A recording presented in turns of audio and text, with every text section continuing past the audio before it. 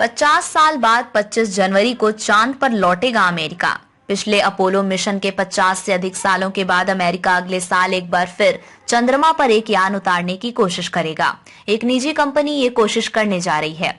चांद पर यान उतारने की कोशिश अमेरिका की एक निजी कंपनी करने वाली है। कंपनी के प्रमुख का कहना है कि उसकी कोशिश अगले साल 25 जनवरी को चंद्रमा की सतह पर सफलतापूर्वक यान उतारने की है। अगर ऐसा करने में कंपनी सफल होती है तो वो पहली निजी कंपनी बन जाएगी। लैंडर का नाम पेरेग्राइन है और उस पर कोई सवार नहीं होगा। इसे अमेरिकी कंपनी एस्ट्रोबोटिक द्वारा विकसित किया गया है। कंपनी के सीईओ जॉन थॉर्टन ने कहा कि ये नासा के आर्टेमिस मिशन के उपकरणों का इस्तेमाल चांद के पर्यावरण का अध्ययन करने के लिए करेगा। 50 साल पहले 1972 में अपोलो 17 मिशन के तहत अमेरिकी यान चांद की सतह पर गया था।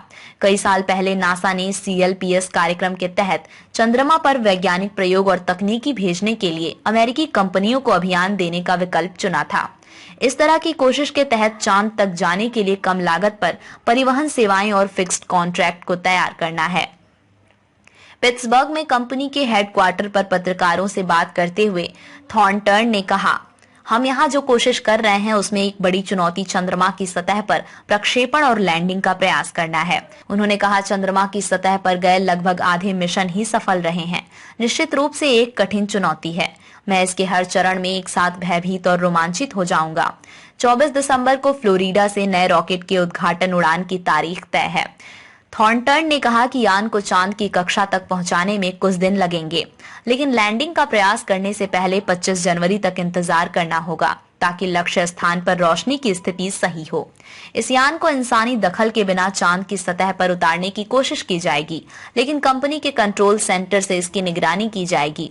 इस साल अप्रैल में जापान की एक स्टार्टअप कंपनी एजोस्पेस ने भी चंद्रमा पर लैंड कराने की कोशिश की, लेकिन संवाद टूटने के बाद रोवर की हार्ड लैंडिंग हुई। अगर ये कंपनी कामयाब हुई होती तो चंद्रमा पर लैंडिंग कराने वाली पहली निजी कंपनी बन जाती। 2019 में इजराइल को भी झटका लग चुका है। अब तक केवल 4 देश चंद्रमा पर सफलतापूर्वक अपने यान उतार पाए हैं, जिनमें अमेरिका, रूस, चीन और हाल ही में भारत को कामयाबी मिली। दूसरी ओर आर्टेमिस कार्यक्रम का लक्ष्य है चांद पर अस्थायी इंसानी मौजूदगी कायम रखने का है। इसके तहत चांद की कक्षा में लगातार घूमने वाला गेटवे नाम का केंद्र बनाने और चांद की सतह पर एक अड्डा बनाने का लक्ष्य है। गेटवे मंगल ग्रह की यात्रा के लिए एक रुकने और ईंधन भरने के केंद्र का काम करेगा।